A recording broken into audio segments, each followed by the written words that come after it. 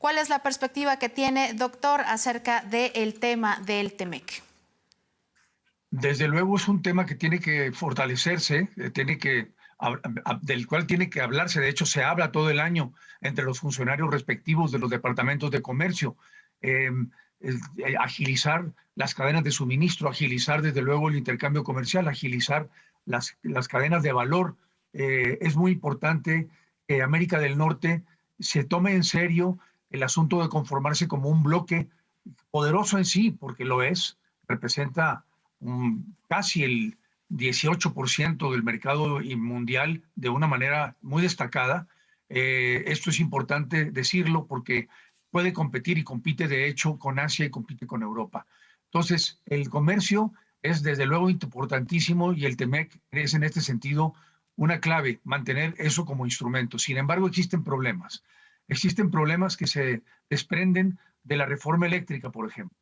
¿Cómo le vamos a hacer para respetar la jurisprudencia con respecto a los derechos obtenidos por parte de los privados que ya tienen inversiones, sobre todo en el tema de las energías renovables y de la producción con energías limpias en México, si la reforma eléctrica estaría apuntando o está apuntando hacia la cancelación de esos derechos de esos mismos privados? Ya lo hemos visto en boca del embajador Salazar, quien se ha vuelto un activista a favor de los derechos de la iniciativa privada estadounidense que tiene inversiones multimillonarias en la industria eléctrica. Lo hemos visto como parte de un interés, en efecto, sí, un interés de seguridad nacional. Estados Unidos concibe esto como un interés de seguridad nacional y es importante decir que hay un círculo vicioso que se tiene que resolver aquí.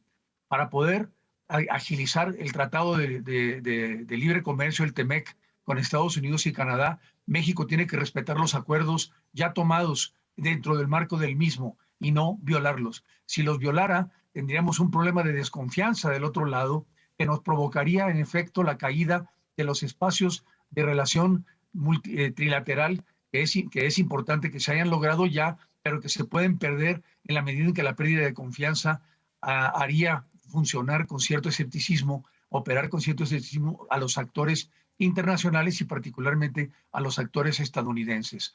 Ciertamente Joe Biden no puso este dedo en la llaga, digamos, en la reunión trilateral, pero lo que sí dijo es que había que proponerse tener una integración energética. Si la integración energética se realiza y se lleva a cabo, entonces estamos hablando de la neutralización parcial de la reforma eléctrica en México. ¿Por qué? Porque definitivamente esa reforma eléctrica tendría que pararse si la integración norteamericana alrededor de la energía se logra el consenso de Canadá y Estados Unidos. México se sentiría y tendría que sentirse obligado a cumplir con los acuerdos del TEMEC. Y eso es muy importante decirlo en este marco de la discusión. Si no se cumplen con esos acuerdos dentro del TEMEC, el TEMEC se puede perder y México perderse dentro de él. Gracias. Embajador Roldán, ¿se puede lograr este bloque de integración de América del Norte pujante como lo propone México en medio de las divergencias y de los intereses particulares de cada nación? Bueno, hay historia atrás de esto. Ya lo propuso el entonces presidente Bush, el ALCA, el Acuerdo de Libre Comercio de las Américas. Si hay voluntad, se puede hacer. Y yo creo que debe haber voluntad de las partes para crecer esta región de América del Norte, que ha sido positiva para las tres partes. El comercio total, grosso modo, ha sido de alrededor de 600,000 millones de dólares. Del 94 a la fecha, en 94 era de 100,000 millones de dólares. Ha sido exitoso el modelo, pero todavía nos falta avanzar más. ¿Y por qué es importante? Porque el año pasado la economía mexicana decreció 8%, la canadiense 5.3% y la estadounidense 3.4%. Tenemos que apoyarnos para recuperarnos plenamente y controlar la inflación, que las tasas de interés de Estados Unidos nos están afectando y tenemos que encontrar un justo medio para salir de ello. El bloque, lo que yo no estaría tanto de acuerdo de que es un bloque para combatir a China. China ha crecido y seguirá creciendo por su parte. Tenemos que buscar la colaboración como la tenemos con la Unión Europea. ¿Por qué? Porque Desde ya en el TMEC dice que ninguna de las tres partes podrá celebrar acuerdos de libre comercio con economías centralizadas. Se están refiriendo a China, punto y aparte. Pero de allí a confrontarnos es lo que yo no entiendo o no estaría de acuerdo, porque China hoy domina el 14.35% de la producción mundial, hablando en términos comerciales, y América del Norte en conjunto solamente el 13%.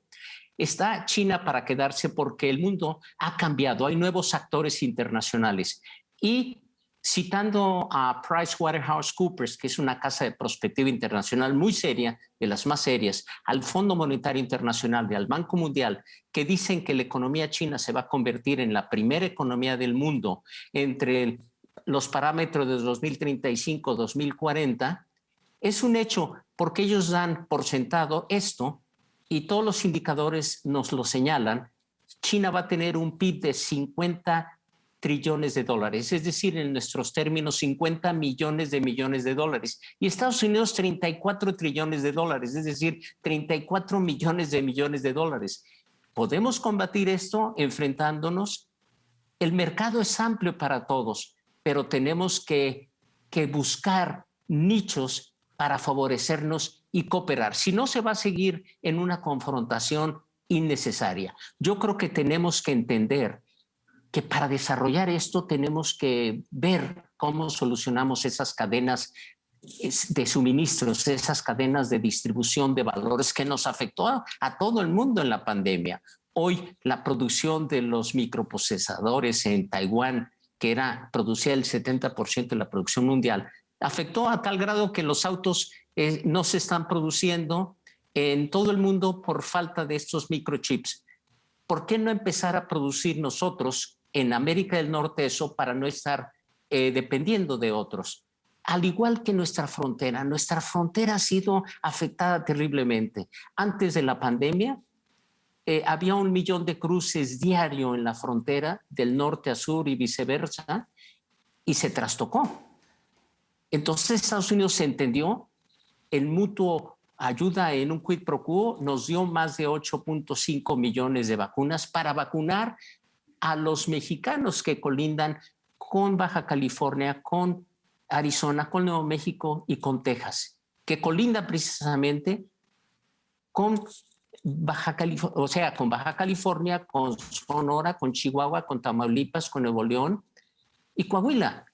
Y ha sido exitoso. O sea, la colaboración nos debe llevar a profundizar esa cooperación de mutuo beneficio. Y yo creo que la frontera es un ejemplo muy visual, muy claro, y yo entiendo que sí es posible ese gran mercado norteamericano, pero no basado en una confrontación innecesaria, sino en una colaboración mutua entre las tres partes.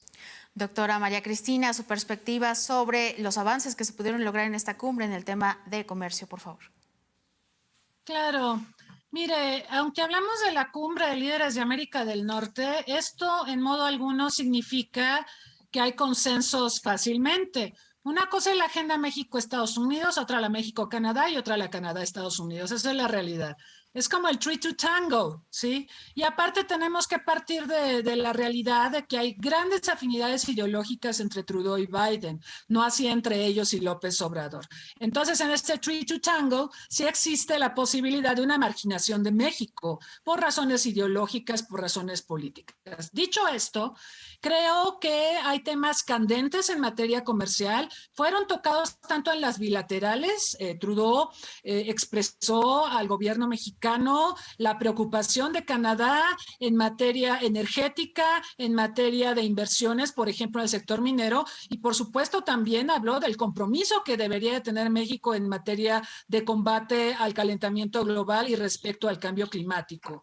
Estas son prioridades para Canadá y los empresarios están muy molestos con México por el tema de la reforma energética. También quisiera señalar que me parece triste y lamentable que México haya hablado de China cuando el próximo 14 de febrero de 2022 se cumplen 50 años de relaciones diplomáticas entre los dos países, y yo creo que el presidente López Obrador cometió un error estratégico, porque no tenemos necesidad de confrontarnos con China. China además ha sido afable, ha cooperado con nosotros en la pandemia, ha enviado vacunas para hacer frente a este esfuerzo sanitario tan desafiante que enfrenta el planeta y que obviamente nos tiene muy avasallados en México. No era necesario la rudeza innecesaria de México, porque como ya lo expresó el embajador Roldán, hay una cláusula en el TEMEC que establece que si México o Canadá firman un tratado comercial con una economía de no mercado, que puede ser Vietnam, claro, pero ciertamente esto está dirigido contra la República Popular China,